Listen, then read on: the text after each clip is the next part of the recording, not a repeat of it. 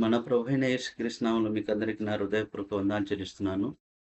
ప్రియులారా, గడిచిన దినంలో యెహోషువ గ్రంథములో నుండి 20 అధ్యాయము 7, 8 వచనాలలో ఉంటున్న 6 ఆశ్రయపురాలను గురించి ధ్యానం చేస్తూ వస్తూ ఉంటున్నాం.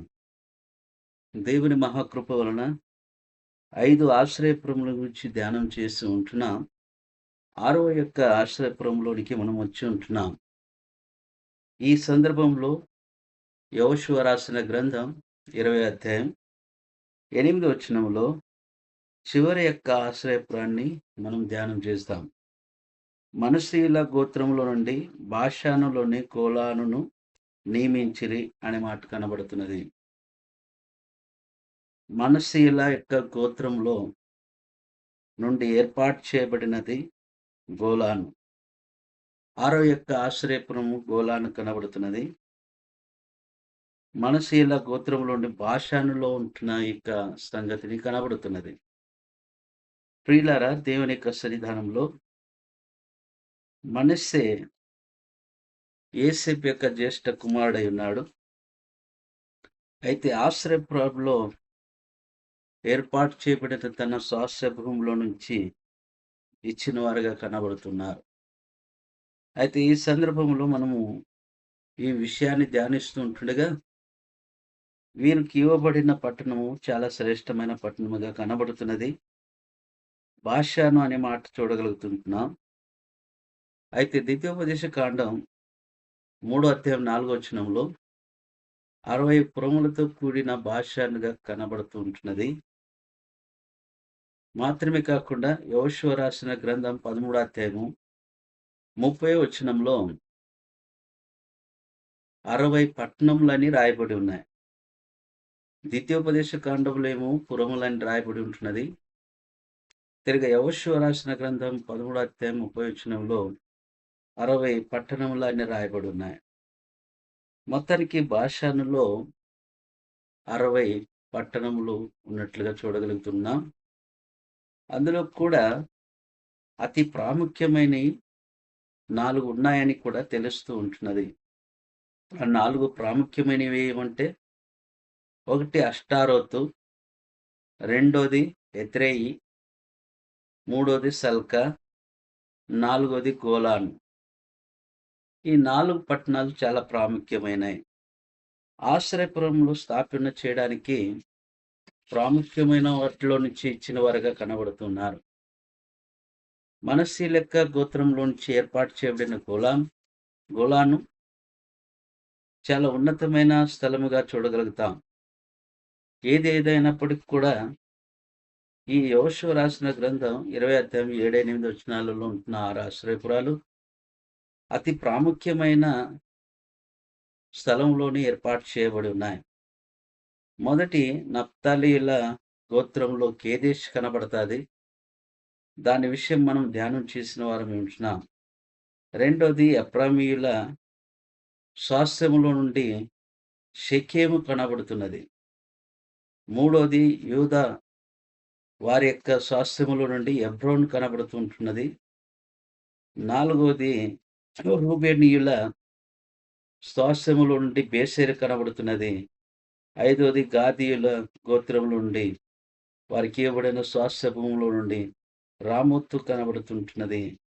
ఇప్పుడు ఆరోది చూసినప్పుడు మనష్షీయుల స్వాస్థ్యములో ఏర్పాటు చేయబడిన గోలాను ఈ యొక్క విషయం మనం చూడగలుగుతుంటున్నాం.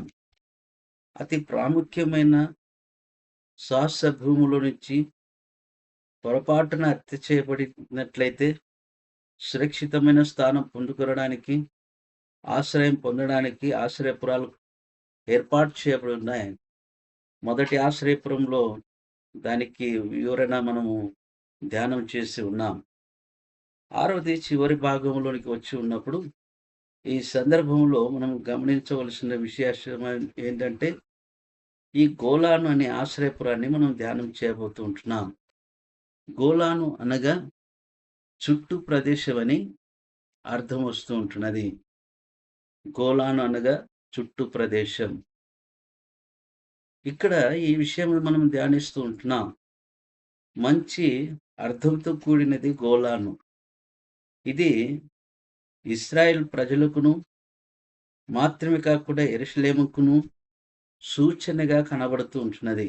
యెహెజ్కేలు గ్రంథంలో విషయం ధ్యానం చేసినట్లయితే 5వ అధ్యాయము 5వ వచనంలో ఇక్కడ ప్రభువు మాట్లాడుతున్నాడు. ఇది యెరూషలేమే గదా! అన్యజనుల మధ్య నేను దాన్ని నుంచి తిని దాని చుట్టూ రాజ్యములున్నవి అన్నాడు. అనగా యెరూషలేము ఎక్కడ ఉంటున్నది? మధ్య భాగంలో ఉంటున్నది. దానికి చుట్టూ రాజ్యములు ఉన్నట్లుగా తెలియచేయబడుతూ ఉంటున్నది. మాత్రమే కాకుండా ఇదే హెచ్కేల్ గ్రంథం 38 అధ్యాయం 12 వచనంలో గిన చూసినట్లయితే యెరూషలేం ప్రాంతమునున్నది భూమికి నట్టనడుముగా ఉంటున్న స్థానంగా కనబడుతున్నది. ఎంత విశేషమైన సంగతి గమనించండి. జీవం కలిగిన దేవుడు ఇశ్రాయేల్ ప్రజలను ఇదిగో భూమికి నట్టనడుము స్థానంలో ఉంచినవాడుగా కనబడుతున్నాడు. వారు దేవుని చేత ఆశీర్వదింపబడిన వారు, ఏర్పాటు చేయబడిన వారు. కాబట్టి దేవుడు వారిని ప్రేమించి ఇదిగో మధ్య భాగంలో ఉంచాడు. చుట్టూ రాజ్యములు కనబడుతున్నాయి. అయితే ఈ రీతిగా కనబడుతుంటున్న సందర్భంలో ఒకప్పుడు ఇశ్రాయేల్ ప్రజలు అన్యజనుల మధ్యలో ఉన్నారు, కానీ వారిని విడిపించి తీసుకుని వచ్చి అతి శ్రేష్టమైన స్థానంలో ఉంచిన వాడిగా కనబడుతున్నాడు. కీర్తన గ్రంథంలో ఒక మాట చదువుకుందాం చూడండి. 136 అధ్యాయము 10-11 వచనాలు గిన చదివినట్లయితే ఇక్కడ ఇశ్రాయేల్ ప్రజల గురించి విషయాలు కనబడుతున్నాయి. ఐగుప్తు దేశపు తొలిచూలులను ఆయన హతం చేసెను. ఆయన కృప నిరంతరముండును. వారి మధ్య నుండి ఇశ్రాయేలును ఆయన రప్పించెనన్న మాట కనబడుతున్నది. అనగా ఐగుప్తు దేశంలో 430 ఏండ్లు ఉన్నారు. అన్యజనుల మధ్యలో ఉన్నారు. కాబట్టి జీవం కలిగిన దేవుడు తన బిడ్డలైన వారు అన్యజనుల మధ్యలో కాకుండా ఇదిగో వారిని మధ్య స్థానంలో ఉంచుట కొరకై యెరూషలేం ప్రాంతానికి తీసుకుని వచ్చిన వాడుగా కనబడుతున్నాడు. కనాను దేశాన్ని, పాలస్తీనా దేశాన్ని ఇశ్రాయేల్ ప్రజలకు స్వాస్థ్యంగా ఇచ్చాడు. అది భూమికి నట్టనడుమ ఉంటున్న స్థానముగా మనం ఇందులో కనబడుతూ ఉంటున్నాయి. చూడండి, చుట్టూ రాజ్యాలు ఉన్నాయి. ఇశ్రాయేల్ ప్రజలు మధ్యలో ఉన్నారు. అయితే జీవం కలిగిన దేవుడు వారి మధ్యలో అతి ప్రాముఖ్యంగా ఎట్లా కనబడుతున్నాడంటే, చుట్టూ శత్రువులు ఉన్నప్పుడు వారికి ఎలాంటి హాని సంభవించకుండా కాపాడు నిమిత్తం వారికి తోడై ఉన్నాడు. వారికి తోడై ఉండటం మాత్రమే కాకుండా వారి చుట్టూ అగ్ని ప్రాకారంగా ఉన్నాడని జకర్యా రాసిన గ్రంథంలో తెలియచేయబడుతుంటున్నది. 2వ అధ్యాయము 5వ వచనంలో ఆ మాట కనబడుతున్నది. నేను దాని చుట్టూ అగ్ని ప్రాకారంగా ఉందును. నేను దాని మధ్యను నివాసినై మహిమకు కారణముగా ఉందును. ఇదే యెహోవా వాక్కు అన్నాడు. అనగా ఇశ్రాయేల్ ప్రజల మధ్యలో ఉన్నవాడు చుట్టూ అగ్ని ప్రాకారంగా వారికి ఉన్నాడు. శత్రువులు వలన వారికి హాని కలగకుండా ఉండడానికి భద్రంగా కాపాడగలిగిన దేవుడిని మనం చూడగలుగుతూ ఉంటున్నాం. జీవము కలిగిన దేవుడు ఇశ్రాయేల్ ప్రజలను ప్రేమించాడు. ప్రాముఖ్యమైన స్థలంలో ఉంచాడు. వారికి హాని కలగకుండా కాపాడు నిమిత్తం చుట్టూ అగ్ని ప్రాకారంగా ఉన్నాడు.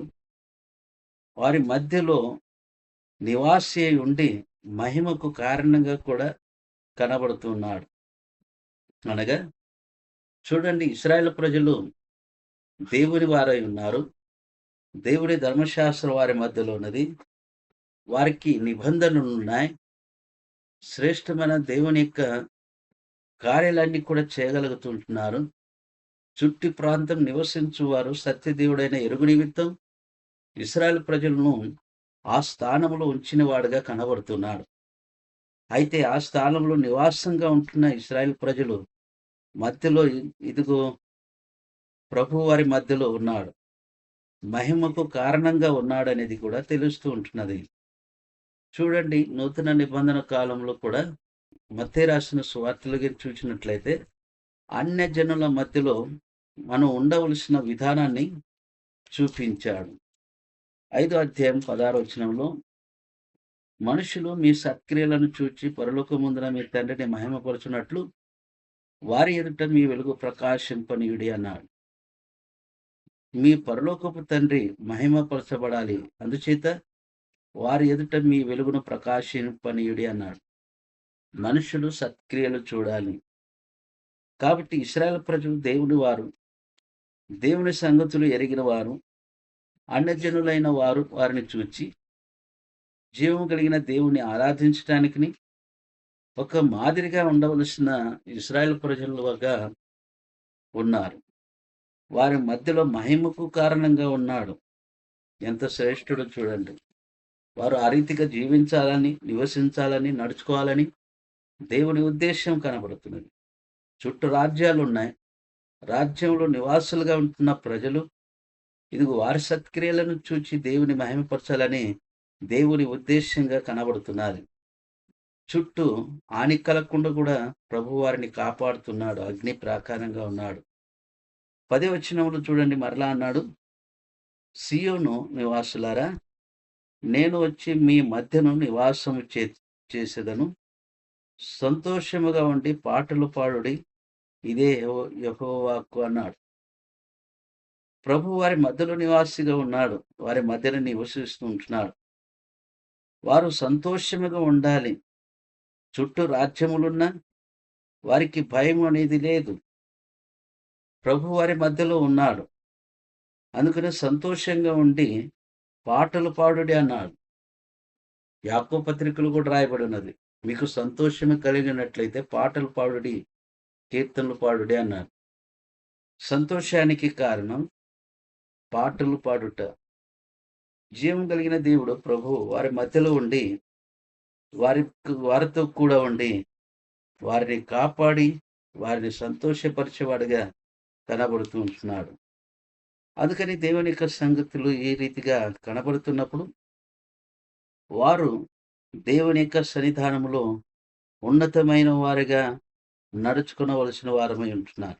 యెషయా రాసిన గ్రంథం 12వ అధ్యాయము 6వ వచనం ఏమన్నాడు? సీయోను నివాసి, ఉత్సాహధ్వని బిగ్గరగా చేయము, నీ మధ్యనున్న ఇశ్రాయేలు యొక్క పరిశుద్ధ దేవుడు గనుడై ఉన్నాడని మాట కనబడుతున్నది. ఇదిగో వారి మధ్యలో ఉంటున్న దేవుడు, ఆయన పరిశుద్ధుడు, గనుడైన దేవుడై ఉన్నాడు. గనుడుగా కనబడుతున్నాడు. కాబట్టి దేవుడు, గనుడైన దేవుని ఆరాధించగలిగిన ఇశ్రాయేలు ప్రజలు వారు తమ స్వాస్థ్యములు తమ యొక్క మధ్యలో ఆయనే నివాసిగా ఉన్నాడని సంపూర్ణులుగా సాగవలసిన వారై ఉన్నారు. కాబట్టి గనుడైన దేవుని ఆరాధిస్తూ, పూజిస్తూ, గణపరుస్తూ ఆయన చేసే కార్యాల మీద ఉత్సాహించి, ఆనందించి, సంతోషించవలసిన వారై ఉన్నారు. కాబట్టి ఈ రీతిగా కనబడుతుంటున్న సందర్భంలో ఇశ్రాయేలు ప్రజలు ఆ గనుడైన దేవుని ఘనత సంపూర్ణంగా తీసుకొని రాలేకపోయారు. వారు దారి తొలగారు. వారు దేవుని ఘనపరచవలసిన విషయంలో తప్పిపోయిన వారుగా కూడా కనబడుతున్నారు. దేవుడు చేసే ప్రతి మేలును మరచువారు ఇశ్రాయేలు ప్రజలు. దేవుని ఆరాధించడంలో ఎరుక్కుబడిన వారుగా కనబడుతూ ఉంటున్నారు. పాత నిబంధన గ్రంథంలో చివరి గ్రంథంగా కనబడుతుంటున్న మలాకిలో ఆయన యొక్క విషయాలు కనబడుతున్నాయి. చూడండి, 1వ అధ్యాయం 6వ వచనంలో చూసినప్పుడు, కుమారుడు తన తండ్రిని గణపరచును గదా, దాసుడు తన యజమానుని గణపరచును గదా, నా నామం నిర్లక్ష్యపెట్టు యాజకులారా, నేను తండ్రినైతే నాకు రావలసిన ఘనత ఏమాయను అన్నాడు. చూడండి, ఘనత పొందవలసిన ప్రభు వారి మధ్యలో ఆ ప్రజలైన వారు నిర్లక్ష్యం చేశారు. ప్రజలు నిర్లక్ష్యం చేశారు. యాజకులు కూడా నిర్లక్ష్యం చేశారు. దేవుడు వారి మధ్యలో బాధ నొందుతూ ఉన్నాడు. వారు అర్పించే అర్పణలు కూడా దేవునికి ఇష్టవంతంగా కనబడలేదు. అందుచేత ఆయనకు ఘనత కలగలేకుండా ఆయనను ఆరాధించటం అనేది కూడా అది వ్యర్థంగా కనబడుతుంటున్నది. వారు బలులు చెల్లిస్తున్నారే కానీ ఆయనకి ఇష్టవంతంగా కనబడటం లేదు. అందుకని 10వ వచనంలో అన్నాడు, మీలో ఒకడు నా బలిపీఠం మీద నిరర్థకంగా అగ్ని రాజబెట్టకుండునట్లు నా మందిరపు వాకిళ్లను మూయవాడు ఒకడు మీలో ఉండిన ఎడల మేలు అన్నాడు. మందిరాన్ని మూసివేయాలని దేవుడే తలంచాడు. అయితే ఒక శ్రేష్టమైన ప్రవచనం అనున్నది కనబడుతున్నది. ఇశ్రాయేలు ప్రజలు నిర్లక్ష్యం చేశారు. ఆ గనుడైన దేవునికి ఘనత తీసుకుని రాలేదు. అయితే దేవుడు, ఆ ప్రభువు ఒక శ్రేష్టమైన విషయం బయలుపరిచిన వాడుగా కనబడుతున్నాడు. మొదటి అధ్యాయం 11వ వచనంలో తూర్పు దిశ మొదలుకొని పడమిట్టి దిశ వరకు అన్యజనుల్లో నా నామము ఘనముగా ఎంచబడును అన్నాడు. సకల స్థలములో ధూపమును పవిత్రమైన అర్పణయును అర్పింపబడును అన్నాడు. అన్యజనుల్లో నా నామము ఘనముగా ఎంచబడునని సైన్యములకు అధిపతికి యెహోవా సెలవిచ్చున్నాడని బయలుపరిచిన వాడుగా కనబడుతున్నాడు. అన్యజనుల మధ్యలోనికి రావాలని ఇష్టపడేవాడుగా కనబడుతున్నాడు. దేవుడు, ఆ ప్రభు ఇదిగో అన్ని జనుల వారిని రక్షించు నిమిత్తం ఇశ్రాయేలు ప్రజల యొక్క తిరుగుబాటు, వారి యొక్క నిర్లక్ష్య జీవితమును బట్టి ఇదిగో దేవుని యొక్క శ్రేష్టతను అన్యజనులు వారు గ్రహిస్తారని ఆయన బయలుపరిచిన వాక్కుగా చూడగలుగుతాం. 14వ వచనంలో ఇక్కడ అన్నాడు, నేను ఘనమైన మహారాజునై ఉన్నాను, అన్యజనుల్లో నా నామము భయంకరమైనదిగా ఎంచబడుచున్నదని సైన్యములకు అధిపతికి యెహోవా సెలవిచ్చున్నాడు అన్నాడు. కాబట్టి అన్యజనుల మీద దేవుని యొక్క ప్రణాళిక, దేవుని యొక్క ఏర్పాటు కనబడుతూ ఉంటున్నది. గనుడైన ప్రభు ఇదిగో మన మధ్యలోనికి రావాలని ఇష్టపడిన వాడుగా కనబడుతున్నాడు. ఆమె ప్రేమమూర్తి 2000 సంవత్సరాల క్రితం మన కొరకు శరీరధారిగా లోకములు జన్మించినప్పుడు ఇదిగో అపోస్తలుడైన యోహాను తన పత్రికలో రాస్తూ చెప్పాడు. మొదటి అధ్యాయం 14వ వచనంలో యోహాను రాస్తున్నాడు, కృపాసత్య సంపూర్ణగా మన మధ్య నివసించెను బయలుపరిచాడు. ఇశ్రాయేలు ప్రజల మధ్యలో నివసించిన ప్రభు వారు చేసిన నిర్లక్ష్యం బట్టి, వారు చేసిన తిరుగుబాటును బట్టి, వారు ఆయనను గణపరచకపోయినందువలన ఇదిగో ఆయన మన మధ్యలోనికి రావలసి వచ్చి ఉంటున్నది. కృపాసత్య సంపూర్ణుడుగా ఆయన మన మధ్యలో నివసించెను అనే మాట చదువుతూ ఉంటున్నాం. కాబట్టి ఆయన మన మధ్యలోనికి వచ్చాడు. ఎందుకు వచ్చాడంటే, వారు మలాకి రాసిన గ్రంథం 1వ అధ్యాయం 6వ వచనం చూచాం, ఆయన్ను నిర్లక్ష్యం చేశారు. 2వ అధ్యాయం 17వ వచనంలో మాటల చేత దేవుని ఆయాసపరిచిన వారుగా ఉన్నారు. కాబట్టి వారి మాటలు కూడా సరిలేదు, అది దేవునికి ఇష్టవంతంగా కనబడలేదు. అయితే మన మధ్యలోనికి వచ్చాడు. ఆయన కృపాసత్య సంపూర్ణుడుగా మన మధ్య నివసించాడు అనేది కూడా మనకు కనబడుతున్నది. ఆయన మన నిమిత్తం వచ్చాడు. ఆయన తన స్వకీయుల యొద్దకు వచ్చాడే కానీ ఆ స్వకీయులు ఆయనను నిరాకరించారు, త్రోసివేశారు. ఆయన యందు నిర్లక్ష్యం, మరలా శరీరధారిగా వచ్చినప్పుడు కూడా ఆయన్ను నిర్లక్ష్యం చేశారు. అయితే ప్రభువు అన్యజనులైన వారిని ఏర్పాటు చేసుకున్న విశేషతను మనం గ్రహించవలసిన వారు ఉంటున్నాం. అందుకని ప్రభు చెప్పిన మాట చాలా ప్రాముఖ్యంగా మన జీవితంలో ఏర్పాటు చేయబడి ఉన్నది. మత్తయి రాసిన సువార్త 18వ అధ్యాయం 20వ వచనంలో, ఎక్కడ 2-3 కూడి ఉంటారో వారి మధ్యన ఉంటాను అని ప్రభు సెలవిస్తున్నాడు. చూడండి, 2-3 కూడే స్థలంలో ఆయన మధ్య ఉండగలిగిన దేవుడుగా మనం ఇందులో చూస్తూ ఉంటున్నాం. కాబట్టి ఆయన ప్రేమ ఎంత అపారమైనది. ఆయన ప్రేమ మన మీద ఉంటున్నది. మన యందు ఉంటున్నట్లుగా చూడగలుగుతుంటున్నాం. ఇద్దరు ముగ్గురు అనేది అది గృహానికి సాదృశ్యంగా కనబడుతున్నది. ఈ మాటలు మనం చూచినప్పుడు దేవుని యొక్క సన్నిధానములో దేవుడు మన మధ్యలో ఉన్నాడనేది ఎరుగుతూ ఉంటున్నాం. మరలా ఎక్కడున్నాడు?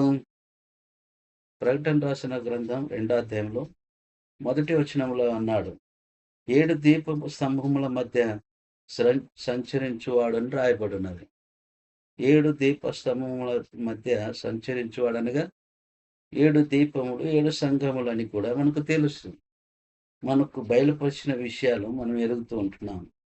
అనగా సంఘముల మధ్య సంచరించువాడు, సంఘముల మధ్య ఆయన ఉన్నవాడుగా కనబడుతున్నాడు. కాబట్టి ఆ మహనీయుడు, ఆ మహోన్నతుడు, ఆ ప్రభు మన మధ్యలో ఆయన ఉన్నవాడై ఉన్నాడు, సంచారం చేయవాడై ఉన్నాడు.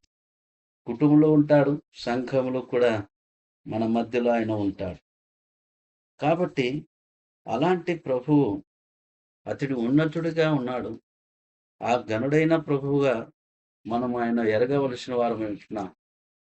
చూడండి ఒక మాట, ప్రకటన రాసిన గ్రంథంలోనే 5వ అధ్యాయము 5, 6 వచనాలలో ఒక విశేషత కనబడుతూ ఉంటున్నది. ఆ పెద్దల్లో ఒకడు ఏడవకము, ఇదిగో దావీదుకు చిగురైన యూదా గోత్రపు సింహము 7 ముద్రలను తీసి ఆ గ్రంథమును ఇప్పుటకై జయం పొందిరని నాతో చెప్పెను. మరియు సింహాసనమునకును ఆ 4 జీవులకు పెద్దలకును మధ్యను వధింపబడి ఉన్న గొర్రెపిల్ల నిలిచునుట చూచి తిని అన్నాడు. ఇక్కడ పరలోకములో 4 జీవుల మధ్య పెద్దల మధ్యలో ఆయన ఉన్నవాడుగా కనబడుతున్నాడు. 6వ వచనంలో చాలా శ్రేష్టంగా రాయబడి ఉన్నది. మరియు సింహాసనమునకును ఆ 4 జీవులకు పెద్దలకును మధ్యను వధింపబడిన గొర్రెపిల్ల. ఇక్కడ మరల మధ్యలో కనబడుతున్నాడు, వధింపబడిన వాడుగా కనిపింపబడుతున్నాడు. ఆయనే ఆరాధనకు యోగ్యుడిగా, పూజారుడుగా 12వ వచనంలో రాయబడి ఉన్నది. వారు వధింపబడిన గొర్రెపిల్ల శక్తియు, ఐశ్వర్యమును, జ్ఞానమును, బలమును, ఘనతయు, మహిమయు, స్తోత్రము పొంద నరుడని గొప్ప స్వరముతో చెప్పుచుండిరి అనే మాట కనబడుతున్నది. ఆ ఘనుడైన ప్రభువు, ఘనతకు యోగ్యుడైన ప్రభువు ఇశ్రాయేలు ప్రజల మధ్యలో ఉన్నప్పుడు వారు ఆయన ఘనపరచలేదు. కానీ ఇదిగో మనం ఇక్కడ చూడగలుగుతుంటున్నాం, ఆయన ఘనతకు యోగ్యుడిగా కనబడుతున్నాడు. ఆయన తన ప్రాణం పెట్టి రక్షించిన, సంఘంగా ఏర్పాటు చేయబడిన, అందులో చేరుతుంటున్న మనం ఆయన ఘనపరచవలసిన వారమై ఉంటున్నాడు. ఆయన ఘనుడైన దేవుడై ఉంటున్నాడు. ఇక్కడ చెప్పబడినట్లుగా ఉదయింపబడిన గొర్రెపిల్ల శక్తియు, ఐశ్వర్యము, జ్ఞానమును, బలమును, ఘనతయు, మహిమయు, స్తోత్రము పొంద నరుడని గొప్ప స్వరంతో చెప్పుచున్నారు. ఇంత శ్రేష్ఠుడైన ప్రభువుని ఆరాధన చేయడానికి మనకు యోగ్యత లభించి ఉంటున్నది. అనగా ఆయన రక్తం చేత కడిగి పవిత్రపరిచి పరిశుద్ధులుగా చేసి ఆయన సన్నిధానంలోనికి చేర్చుకున్నాడు. ఆయన నేటి దినాల్లో మన మధ్యలో ఉన్నాడు. ఆయన మన మధ్య నివాసిగా ఉన్నాడు. చూడండి ఎంత విశేషమైన సంగతి. ఇశ్రాయేలు ప్రజల మధ్యలో ఏర్పాటు చేయబడిన 6వ యొక్క ఆశ్రయపురం గోలానని చూచాం. దానికి అర్థం చుట్టూ ప్రదేశం అని చూడగలుగుతుంటున్నాం. చుట్టూ ప్రదేశాన్ని చూపిస్తుంటున్న యొక్క స్థితి చూచినప్పుడు ఇశ్రాయేలు ప్రజలకును యెరూషలేమునకును సాదృశ్యంగా కనబడింపబడినదని మనం వాటి విషయాన్ని ధ్యానం చేస్తూ వచ్చాం. కాబట్టి ఇదిగో చుట్టూ రాజ్యములున్నాయి, యెరూషలేము మధ్యలో ఉంటున్నది. వారి మధ్యలో ప్రభు నివాసిగా ఉన్నాడు. అగ్ని ప్రకారంగా ఉండి వారిని కాపాడి రక్షించిన వారు ప్రభువును సంపూర్ణంగా మహిమపరచలేదు. అయితే నశించిపోతుంటున్న మనమైతే, లోకంలో దూరమైపోయిన మనం, నరకాగ్నికి వెళుతుంటున్న మనల్ని రక్షించుటకు కొరకై కృపా సత్య సంపూర్ణుడుగా మన మధ్య నివసించి మన యావత్ బాధను ఎరిగిన ఆ ప్రభు మన నిమిత్తం తన రక్తం కార్చు నిమిత్తం శిలువకు అప్పగింపబడ్డాడు. రోమా సైనికులు ఆయన దేహాన్ని చీల్చివేసి ఇదిగో కొరడాలతో కొడుతుండగా రక్తమంతా కూడా కారుతూ ఉంటుండగా ఆయన మౌనం దాల్చి తన శరీరాన్ని అప్పగించుకున్నవాడుగా కనబడుతున్నాడు. భారమైన శిలువ మోశాడు. శిలువ మేకుల చేత కొట్టబడ్డాడు, వేలాడతీయబడ్డాడు, నిందలు, అవమానాలు భరించాడు. ఇంత శ్రేష్టంగా ఆయన తన యొక్క జీవితాన్ని మన కొరకు త్యాగం చేశాడు. రక్తమంతా కూడా ధారపోశాడు. ఆ రక్తంలో మన పాపాలను పవిత్రపరిచాడు. పవిత్రపరిచి మన మధ్యలో నివసిస్తున్నాడు. మన మధ్యలో ఉన్నాడు. మన గృహంలో ఉన్నాడు. ఆయన స్థాపన చేసిన సంఘంలో ఉన్నాడు. అందుకని ఇశ్రాయేలు వలె అజ్ఞానులుగా ఉండక జ్ఞానం కలిగి నడుచుకునడానికి దేవుడును మనతో కూడా ఉండి మనను బలపరుచునుగాక. మనం మన జీవితంలో ఒక శ్రేష్టతను ఎరగాలి. మనం అన్యజనులుగా ఉన్నప్పుడు మనల్ని ఆయన రక్షించాడు. తన స్వకీలుగా చేశాడు. ఇశ్రాయేలు ప్రజలతో సహపౌరులుగా చేసుకుని ఉన్నాడు. దూరస్తులైన మనల్ని సమీపస్తులుగా చేశాడు. కాబట్టి ఇశ్రాయేలుతో సహపౌరులుగా చేశాడు. ఏక శరీరముగా చేశాడు. అయితే మనం కూడా నేటి దినాల్లో మనం ఎట్లా నడుచుకున్న బద్దలమై ఉన్నాం. ఫిలిప్పీలకు రాసిన పత్రిక 2వ అధ్యాయం 14వ వచనంలో అక్కడ రాయబడి ఉన్నది. మనము మూర్ఖమైన వక్రజనం మధ్య ఉన్నాం. నిరపరాధులుగా, నిష్కలంకులుగా, అనిందులుగా జీవించాలని అక్కడ రాయబడి ఉంటున్నది. కాబట్టి మూర్ఖమైన వక్రజనం మధ్య మన యొక్క ప్రవర్తన దేవునికి మహిమ తీసుకుని రావడానికి, మహిమకు కారకుడుగా ఉంటున్న ప్రభుకి మహిమను తీసుకుని రావాల్సిన వారం ఉంటున్నాం. ఆయన మనకు కనపరిచిన మాదిరిని అనుసరించి నడుచుకోవాలి. ఆయన నిరపరాధి, నిష్కల్మషుడు, అనింతుడు, నిందలేనివాడు. మన జీవితంలో కూడా ఆ రీతిగా నడుచుకున్న బద్దలమై ఉంటున్నాం. కాబట్టి జీవం కలిగిన దేవుణ్ణి, ఆ ప్రభుని మనము మహిమపరుస్తూ సంపూర్ణంగా మనం సాగి వెళ్ళాలి. కాబట్టి గోలాన్ చుట్టూ ప్రాంతాన్ని చూపించిన మధ్యలో ఒక శ్రేష్టతను కనపరిచిన స్థానముగా చూడగలుగుతాం. అలాంటి మహనీయుడు ఆ ప్రభు మన మధ్యలో నివసిస్తున్నాడు. కాబట్టి మనం ఆయనకు మహిమ తీసుకుని రావాలని కోరుతూ ఈ మాటలను ముగిస్తున్నాను. వందనములు.